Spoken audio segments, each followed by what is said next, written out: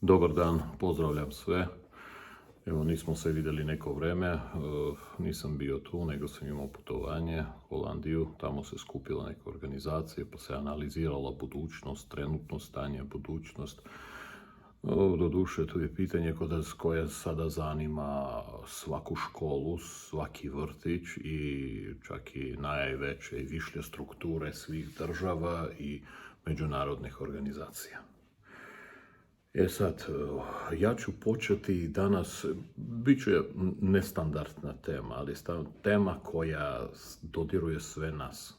Šta li se događa i zbog čega se događa i kako se to događa. Evo, obratite pažnju, baš uzet ću neke delove iz tih naših razgovora. Obratite pažnju, mi svi znamo za izraz konflikt generacija. Kako je bilo pre? Što znači konflikt generacija? Stariji ljudi, deca porasla, ušla u pubertet i normalno roditelji više ništa ne znaju. I onda roditelj detetu objašnjava kako treba živjeti, vreme se promijenilo, modernizovalo se, dete objašnjava roditelju, kaže svi smo prošli to, ti nemaš pojma, ti si dinosaurus i tako dalje i tako dalje. To se zvalo konflikt generacija. Zahvaljujući konfliktu generacija i bila evolucija. Ili ne evolucija, nego promjena. Ali ona je bila organizovana, u nekom smislu kontrolisana, planirana. Zato što koliko god roditelji nisu imali pojma, pravac kojim su išli roditelji pa onda deca je bio isti. I zato taj konflikt generacije je bio vrlo konstruktivan. Nova generacija gledala stariju i radila drugačije. Ali ona radila istu stvar drugačije, na svoj način. I mi smo analizirali, a šta se sada događa? Da li mi imamo na današnji dan konflikt generacije?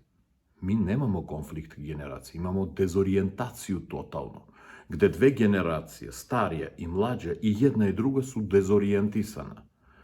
Danas dete ne kaže roditelju ti nemaš pojma zato što nešto uči. Zato što sam roditelj nema pojma danas šta se događa u svijetu.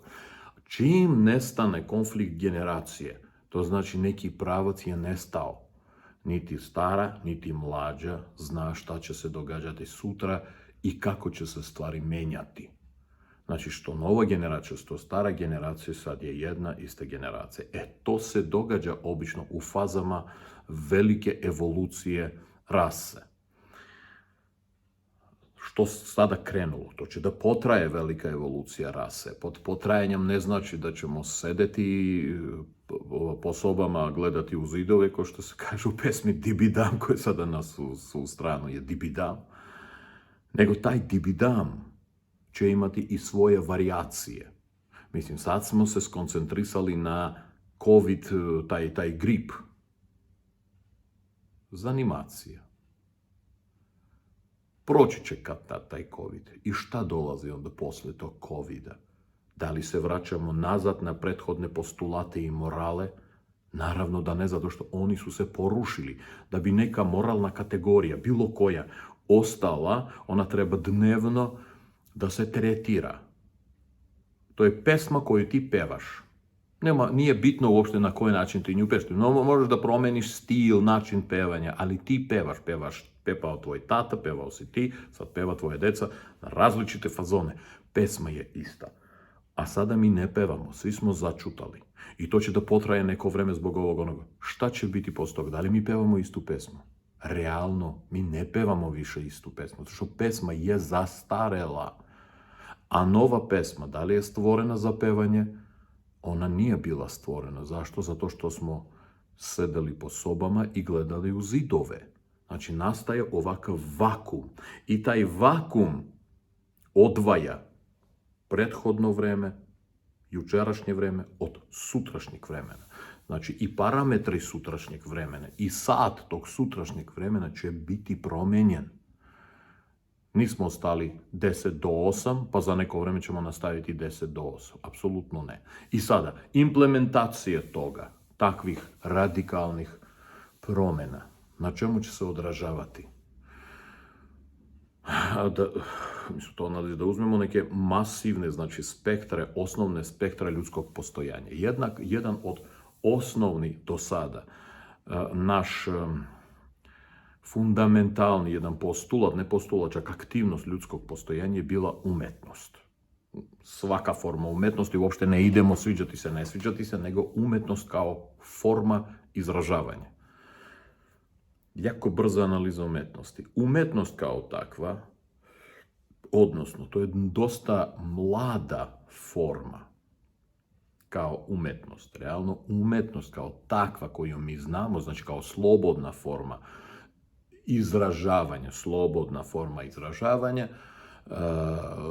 počelo od renesanse, zato se i zove renesansa, probuđenje, kad mnogi krenuli da predstavljaju svet nekom drugom drugačije nego svet u realnosti je. I to je izazvalo veliku pažnju. Znači, svako može da predstavlja svoju neku realnost, semi-realnost, surrealističnu realnost, bilo koju formu realnosti.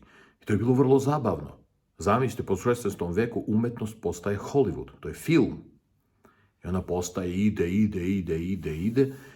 i ona počinje da stagnira negde 80-ih već. Umetnost kao takva stagnirana je.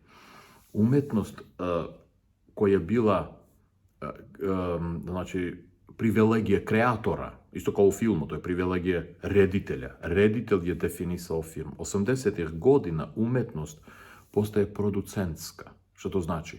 Novac kao novac krene da definiše emocionalni spektar autora. Bez obzira šta autor misli. Mi ćemo vidjeti ovako. Dajte da vidimo koji emocionalni spektar ćemo pružiti ljudima. I samim time umetnost kao viša kategorija emocionalne kombinatorike, kao receptor, kao ekskluzivno jelo, silazi na nivou McDonald's jela. Posle toga umetnost se pretvara onda to se zvalo te studijske ili ogromne organizacije, ne producenti, nego kompanije ogromne koje kontrolišu tu umetnost, a na današnji dan, već otprilike 10 godina, umetnost je postala potrošačka. Realno nje više ni nema. Šta to znači? Znači, mi radimo umetnost za kupca. Ko je naš kupac? Dijapazon kupaca naš na današnji, mislim pre 10 godina, ko ide u bioskop? Od 12 do 20. Znači, osnovni spektar. Znači, filmovi, sve šta god se proizvodi u umetnosti, mora da bude adekvatno tom uzrastu. I tako su se pojavili različite transformersi, ništa loše, dobro ili loše, nego umetnost dobija određeni svoj spektar. Realno to više nije umetnost, nego dizajn. Ali umetnost u našem razumevanju posjeduje mnogo više nego reč dizajn.